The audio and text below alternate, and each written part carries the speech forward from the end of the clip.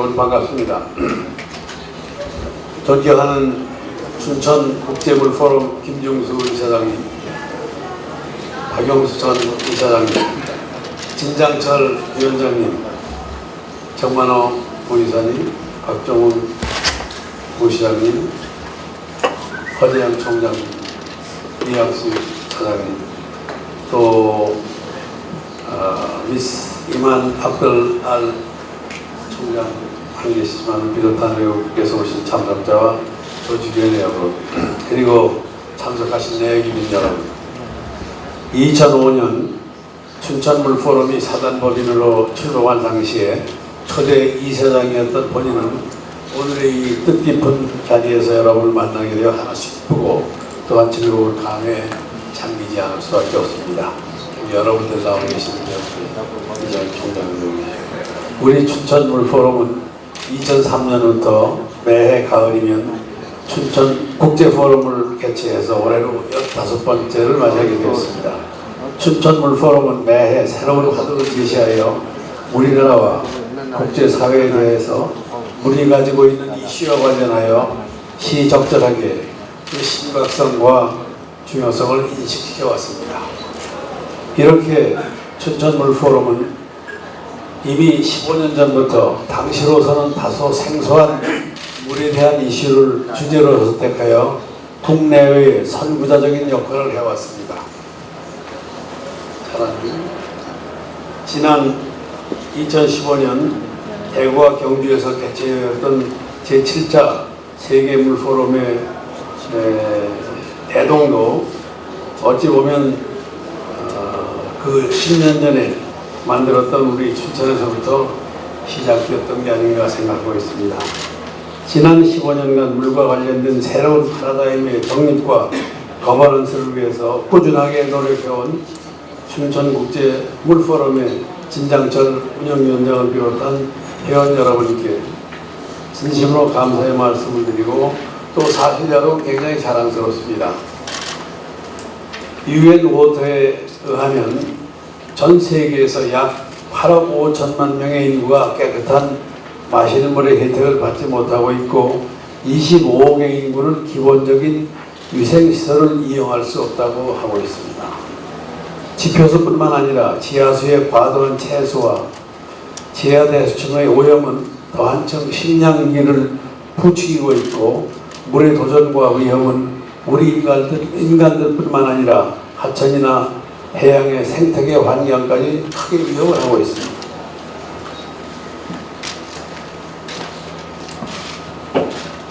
OECD는 지금 OECD 대사를 지금 김정수 총장께서 하셨지만 2050년까지 세계 인구의 40%가 물 스트레스 지역에 살게 될 것이고 지금보다 물 소요량은 55% 이상 증가할 것이고 그때도 2억 4천만 명의 인구가 깨끗한 마실 물이 없고 14억 명의 위생시설의 혜택을 받지 못한다고 전망치를 내놓았습니다. 지구상의 인구는 지난 2011년에 7억 명을 돌파하였고 2050년에는 90억 명이 될 것으로 전망되고 있습니다. 이러한 시기에 식량 문제는 전 세계적으로 기후변화와 더불어 환경적으로도 지속 가능하지 않은 조건 속에서 사회경제적으로 가장 중요한 현안 중에 하나가 되었습니다.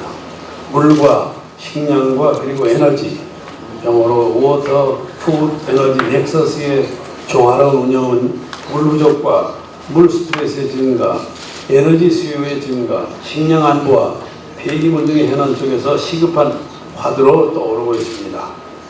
이 워터, 푸드, 에너지 넥서스의 접근 방식은 정책적인 의사결정과 이행 부분에 있어 꼭 필요한 매우 중요한 부분으로 이와 같은 넥서스를 제대로 이행하지 못한다면 우리의 삶과 자원의 관리가 지속 가능한 방향으로 나갈 수 없을 것이라고 생각을 합니다. 일반적으로 개발도상국에서는 물에 대한 투자와 기본적인 인프라가 더 많이 필요하다고 인식을 하고 있습니다만 사실은 선진국에서도 기존 인프라 시설과 기술의 노후와 적절치 못한 물관리, 거버넌스 구조 등이 물관리의 가장 큰 문제로 대두되고 있는 현실입니다. 많은 선진국들도 증가하는 물수요나 수질 오염, 기후변화 등으로 악화되는 물 관련 재해로부터 적절하게 대응하지 못하는 경우가 자주 있곤 합니다. OECD는 우리 한국도 기존의 상하수 시설을 비롯한 물 관련 인프라 위생시설의 개선과 신설에 2050년까지 수자원공사 사장님 꼭 잘 들어두셔야 돼요. 2050년까지 앞으로 약 6.7조 달러입니다. 6.7조 달러가 소요될 것이라고 예측하고 있습니다. 앞서 말씀드린 바와 같이 결코 밝지 않은 미래의 물 사정에 대해서 그동안 우리는 물을 잘못 관리해왔는지, 이러한 문제점들을 고치고 해결하기 위한 방법은 무엇인지 라고 물었을 때 결론적으로 물 위기를 극복할 수 있는 가장 중요한 것 중에 하나가 바로 물 거버넌스다, 이렇게 대답할 수 있을 것입니다. 물은 지역적으로나 전 세계적으로 다양한 분야의 공공기관이나 개인들, 시민사회와 같은 예상자들의 관심을 가지고 결정을 하고 정치적으로 정책적으로 의사결정을 통해서 관리가 되고 있습니다. 유엔의 SDG 즉 지속개발 목표 6은 물과 위생에 관한 것입니다. 그러나 물은 가장 중요한 글로벌 개발의 영어로 크로스 커팅 의제로서 지속가능 개발 목표 안에서도 여타의 목표들과 상호 연계되는 의제로서 SDG 2번인 기아의 종식이라든가 SDG 7번 에너지라든가 SDG 11번의 인간 정서를 비롯한 SDG 13번의 기후변화에 직접적인 영향을 갖고 있을 뿐만 아니라 나머지 다른 목표들, 예를 들어서 태양이라든가 우리의 생물이라든가 물빛의 생물이라든가 같은 다른 목표들과도 거의 다양하게 연계되어 있음을 알 수가 있습니다. 따라서 물 관련 정책은 건강과 교육, 젠더, 환경, 농업, 에너지, 지역개발, 빈곤 경감 등을 비롯한 다양한 분야와 밀접하게 연계되어 영향을 미치고 있습니다. 또한 물 관련 사업을 추진하거나 계획 수립하는 경우에 관계 부처가 중앙정부와 지방정부와 또는 정부와 시민단체 등 이해 당사자 간의 다양한 논의와 협의가 이루어지고 있는 것이 현실입니다. 따라서 정책을 수립하고 이행하는 과정에는 적정한 조율과 분쟁의 중재가 필요한데 결국 이러한 부분을 우리가 거버넌스라고 할 수가 있을 것입니다. 최근 우리가 경험한 인구의 증가와 도시와 급격한 산업화를 거치면서 발생되었던 사회적인 현상으로부터 야기된 물부족과 지역 간 물분쟁, 기후변화로 인한 물위기의 심화 등은 보다 협력적이고 합리적인 물 거버넌스를 통해서만 해결이 가능할 것이고, 이러한 거버넌스는 다양한 이해 당사자들 간의 관계 속에서 더 복잡하고 다원적일 수밖에 없는 것이 현실입니다. 지금 우리나라 안에서 많은 논의가 이루어지고 있는 물관리 일원화에 대한 문제도 결국 거버넌스의 논의라고 보고 있습니다. 사실 우리나라에서 물관리와 관계가 있는 부처는 지금 논의되고 있는 국토부와 환경부뿐만 아니라 우리나라 물수요의 50% 이상이 농업용수를 관리하는 농림축산부, 농림축산식품부, 행정자치부, 산업통상자원부 등 직접적으로 여러 부처의 협력으로 국가 물관리를 이행해 나가고 있고 또 이행해 나가야 한다고 생각을 하고 있습니다. 그런 의미에서 금년 우리 춘천 국제물포럼의 주제인 물과 거버넌스는 참으로 시적절하고 기후변화의 시대에 살고 있는 우리에게 주는 시사점이 크다고 할 수가 있습니다. 우리 춘천 국제물포럼과 같은 이와 같은 논의를 통해서 거버넌스의 중요성에 대한 인식을 제고할 뿐만 아니라 실제로 물에 대한 물 거버넌스 정책에 영향을 줄 수 있다고 생각을 합니다. 전 세계적으로 2개 이상의 강을 나라를 흐르는 국제응유하천은 모두 276개가 되고 있고 140여 개 국가가 이들을 하천을 공유하고 있습니다. 우리가 잘 알고 있는 메콩강이라든가 나일강이라든가 인더스강이라든가 겐지스강이라든가 유럽의 라인강과 다뉴강도 유명한 국제공유하천입니다. 예를 들어서 나일강의 양대 지류인 하나인 블루 나일강은 에티오피아에서 발원해서 수단을 거쳐서 이집트로 흐르는 강인데 상류의 에티오피아가 얼마 전에 그랜 나일 댐을 건설한다고 했을 때 이집트는 상류의 댐 건설을 국가 안보에 대한 위협이다 하고 전쟁도 불사하겠다 이렇게 한 바가 있었습니다. 결국 이집트와 수단, 이티오피아 대통령 세 분이 모여서 댐 건설과 나일강의 수자원 공유에 대한 기본적인 합의서를 서명하고 나서 평화적으로 해결이 되긴 했습니다만은 국제금융하천에서의 거버넌스야말로 정말로 중요한 사안이라고 아니할 수가 없습니다. 우리나라도 북한강과 인민강이 북한에서 흘러내려오고 있기 때문에 통일되기 전까지는 공유하천입니다. 본인이 국무총리로 재직하던 2009년 9월에 북한이 인민강의 환강댐에서 사전 경보도 없이 무단으로 물을 방류해서 임진규의 수교가 새벽에 갑자기 2.278m에서 4.68m로 급상승하면서 야영쟁이 6명이나 숨진 안타까운 사고가 있었습니다. 이러한 사고들도 양쪽의 거버넌스가 정립되지 않았던 탓이라고 하겠습니다. 사실 압록강과 두만강 우리의 강입니다만 그것도 공유하천입니다. 압록강은 중국과 두만강은 중국과 러시아와 우리가 공유하고 있는 하천이기 때문에 이 문제도 앞으로 적지 않게 우리가 다뤄야 될 문제가 아닌가 그렇게 생각을 하고 있습니다.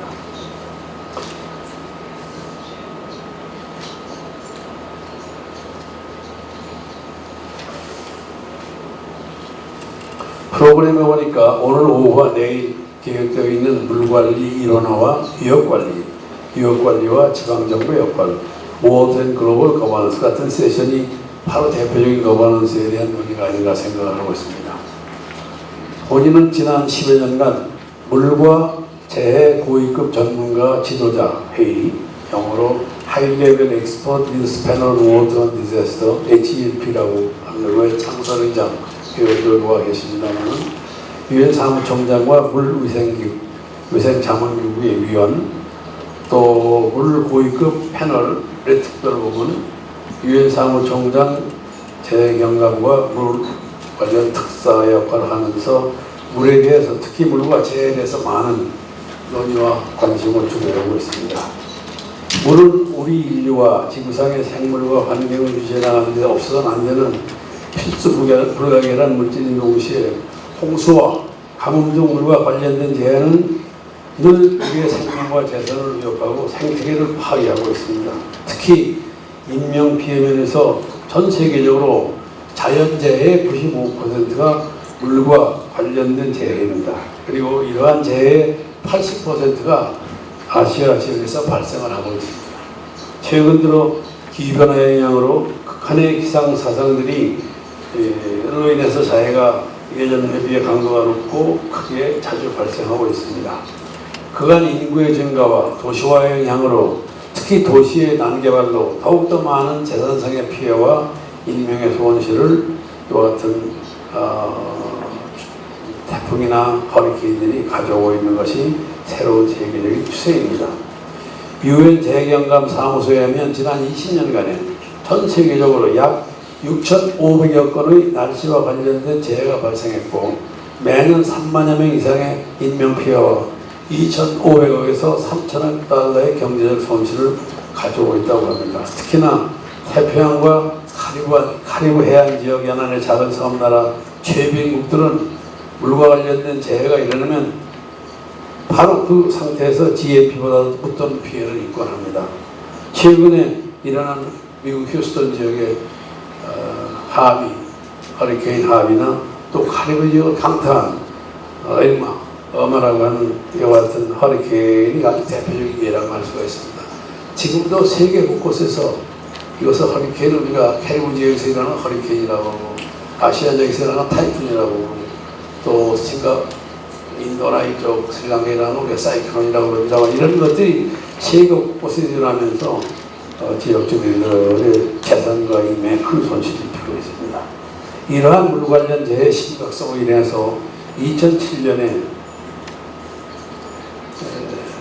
물과 재해 고위급 전문가 패널을 아까 말씀드린 구성을 했고 나는 지난 10년 동안 물과 재해 이슈가 글로벌 고위급 논의의 중심이 될 수 있도록 국제적인 노력을 해오고 있습니다. 지난 2015년에 발표한 지속 가능 목표, 발전 목표 SDG 안에 물과 재해에 관한 의제가 타겟으로 이렇게 들어가 있는 것도 이러한 포럼의 성과의 하나라고 저는 생각을 하고 있습니다. 특히 물과 재해 고위급 패널은 지난 7월 20일에 뉴욕에서 유엔 본부에서 제3차 물과 재해에 관한 특별 세션을 가졌고, 그 기회에 유엔 총회장, 헝가리 대통령, 모리셔스 대통령, 미얀마 대통령, 일본 정부의 니카이 특사가 기조 연설을 했고, 또 일본의 나루히토 왕세자가 비디오 연설을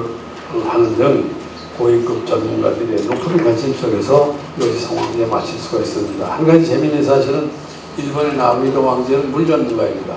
그래서 2013년, 15년 유엔에서 회의에 직접 나와서 연설했는데, 올해는 아마 이제 내후년 일본의 왕이 되기 때문에 자주 다닐 수 없는 이민재 비디오 메시지를 가지고 좋은 연설을 해주었습니다. 본인은 아까 말씀드린 물재해 관련 유엔 특별회의 1차 특별 세션은 2013년에, 또 2차 세션은 2015년에 각각 유엔 사무총장과 공동으로 회의를 주관한 바가 있고, 이제는 매 2년마다 물과 재해에 관한 유엔 특별 회의를 정정을 할 수 있는 기틀을 마련해놨다고 생각을 합니다. 특히 2013년에 개최된 제2차 유엔 물과 재해 특별 세션은 유엔의 역사상 물과 재해라는 주제를 가지고 논의를 했던 첫 고위급 회의로 기록을 남기게 되었고, 당시 네덜란드 현재 왕인 윌렘 알렉산더 왕, 또 나루히토 왕세자 비롯해서 유엔 총회의장, 유엔 사무총장 등 여러 사람들이 참석을 해서 유엔 국제사회에서 최고 인원들이 참석을 해서 물과 재해에 관한 중요성과 시급성을 전 세계에 이렇게 일깨우자 하는 노력에 참여를 해서 큰 성과를 얻었습니다. 또 작년 1월에 유엔 사무총장과 세계은행 총재가 공동으로 하이레벨 패널 워터라고 하는 고위급 물 패널을 만들어서 지금 공동의장으로는 멕시코 대통령, 모리셔스 대통령, 그리고 위원으로 헝가리 대통령, 남아프리카 대통령, 세네갈 대통령, 페루 대통령, 타지키스탄 대통령, 그 다음에 오스트레일리아, 방글라데시, 요르단, 네덜란드 총리 등 11명의 위원과 저는 현직이 아니라서 특별 근무로 12사람이 패널을 만들어서 물 문제에 대한 토의를 계속하고 있고, 제가 경주회의 때문에 가지 못하지 않고 9월 20일에 미국에서 회의를 또 하도록 그렇게 되어 있습니다. 특히 그 물 고위급 패널에서 주안을 두고 있는 그 부분들은 전 세계적으로 물과 관련해서 첫째는 재해경감과 회복력이 있는 경제와 사회를 어떻게 구축하느냐는 문제, 두 번째는 인간정주, 휴먼 세틀먼트에 관한 문제, 세 번째는 여성과 소녀들을 배려한 식수와 위생시설의 공급과 확충, 그리고 네 번째는 물과 환경, 그리고 마지막으로 물과 인프라, 투자 어떻게 할 것이냐는 것을 심도 있게 토론하고 있고, 이것의 결과물이 양날까지 나오고 그렇게 하고 있습니다. 이 5가지 문제 해결을 위해서는 새로운 변화를 촉진하고 파트너십을 구축하고 국제적인 협력 체제를 만들어가는 것이 중요한 것인데, 바로 이것이 오늘의 주제인 거버넌스라고 또 할 수가 있겠습니다. 유엔 총회는 2010년 12월에 10개년 행동 강령으로 지속